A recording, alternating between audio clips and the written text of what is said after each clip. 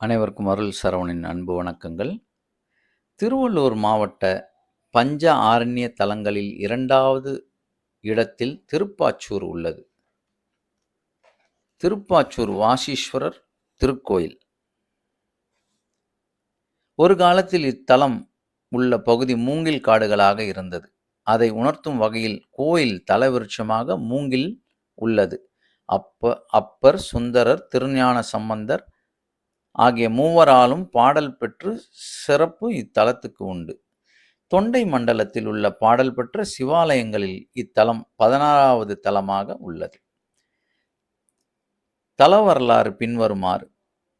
ஆதி காலத்தில் இத்தலம் மூங்கில் மரங்கள் நிறைந்த காடாக இருந்தது. அருகில் உள்ள புல்வெளியில் மேய்ச்சலுக்கு வந்த பசுக்கள் ஒன்று மட்டும் தொடர்ந்து இங்கு ஒரு சிறு மேட்டின் மீது அடிக்கடி பால் சொரிந்தது. இதை கண்ட இடையன் இத்தகவலை மன்னரிடம் தெரிவித்தான். மன்னன் மண்ணிற்கு அடியில் தோண்டி பார்க்க உத்தரவிட்டான். அங்கு சிவன் சுயம்பா லிங்கமாக இருந்தார். வாசி என்னும் கருவியால் வெட்டப்பட்ட சிவன் என்பதால் இவர் வாசீஸ்வரர் என்று அழைக்கப்படுகின்றார். கருவறையில் சிவன் சுயம்பு லிங்கமாக சதுர வடிவ பீடத்தில் காட்சி தருகிறார். இவர் தலையில் வெட்டப்பட்ட தடத்துடன் தன் உடலின் மேல் பகுதி மட்டும் இடது புறத்தில் சற்று நகர்ந்தபடியான கோலத்தில் இருக்கிறது. காயப்பட்ட லிங்கம் என்பதால் இவரை கையால் தொட்டு பூஜைகள் செய்யப்படுவதில்லை. அர்த்த மண்டபத்தில் ஆதிசங்கரர் பிரதிஷ்டை செய்த ஸ்ரீசக்கரம் இருக்கின்றது. மூங்கில் வன அடியில் தோன்றிய சிவன் என்பதால் இவருக்கு பாசுரநாதர் என்றொரு பெயரும் உண்டு. பாசு என்றால் மூங்கில் என்று பொருள். சிவன் இங்கு லிங்க வடிவில் பெருமாள் வினை தீர்த்த ஈஸ்வரன் என்ற பெயரில் தனியாகவும் இருக்கிறார். ராஜகோபுரத்திற்கு நேரே நடராஜர் சந்நிதியில் இருக்கிறார். மூலவர் விமானம் கஜபிருஷ்ட அமைப்பிலும் அம்பாள் விமானம் கோபுரம் போன்ற அமைப்பிலும் வித்தியாசமாக இருக்கிறது. கோஷ்டத்தில் உள்ள விஷ்ணு துர்க்கையின் காலுக்கு கீழே மகிஷாசுரன் இல்லாமல் காட்சி தருகிறாள். இங்குள்ள கோபுரம் 5 நிலைகளை கொண்டது. இங்குள்ள தல விநாயகர், வலம்புரி விநாயகர் தடைப்பட்ட திருமணங்கள் நடக்கவும் தோஷங்கள் நீங்கவும் பிரார்த்திக்கின்றனர்.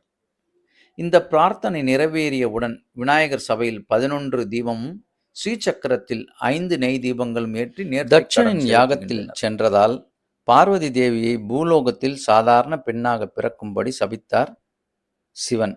சாபத்தால் பூலோகத்தில் இத்தலத்திற்கு வந்த அம்பாள் சிவனை வேண்டி தவம் செய்தாள். அவளுக்கு இறங்கிய சிவன் அம்பாளை தன் காதலியே என்று சொல்லி அன்போடு அழைத்து அவளை மன்னித்து அருளினாராம். இதனால் இங்குள்ள அம்பாளே தங் காதலி அம்பாள் என்கின்றனர். இவளிடம் வேண்டி கொண்டால் தம்பதியருக்கு ஒற்றுமை உண்டாகும். அம்பாளின் பெயரால் இவ்வூருக்கு தங்காதலிபுரம் என்ற பெயரும் உண்டு. இப்பகுதியை ஆட்சி செய்து வந்த குறும்பன் என்ற சிற்றரசன் ஒருவன் மன்னனுக்கு சரியாக வரி கட்டாமல் இருந்தான். எனவே அவனுடன் போரிட்டு வரியை வாங்க சோழ மன்னன் ஒருவன் குறும்பன் மீது படையெடுத்தான். காளி பக்தனான குறும்பன் அவளை ஏவி விட்டு சோழ படைகளை விரட்டி அடித்தான்.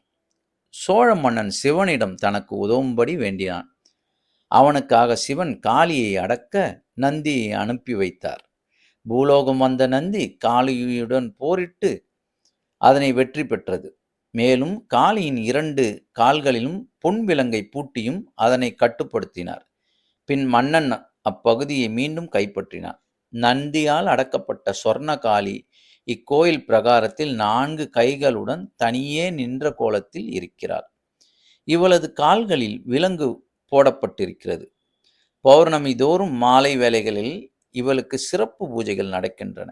கோயில் நடை காலை 6 மணி முதல் மதியம் 12 மணி வரையிலும் மாலை 4 மணி முதல் இரவு 8 மணி வரையும் கோயில் திறந்திருக்கும். முகவரி: அருள்மிகு வாசீஸ்வர திருக்கோயில், திருப்பாச்சூர், திருவள்ளூர் மாவட்டம்.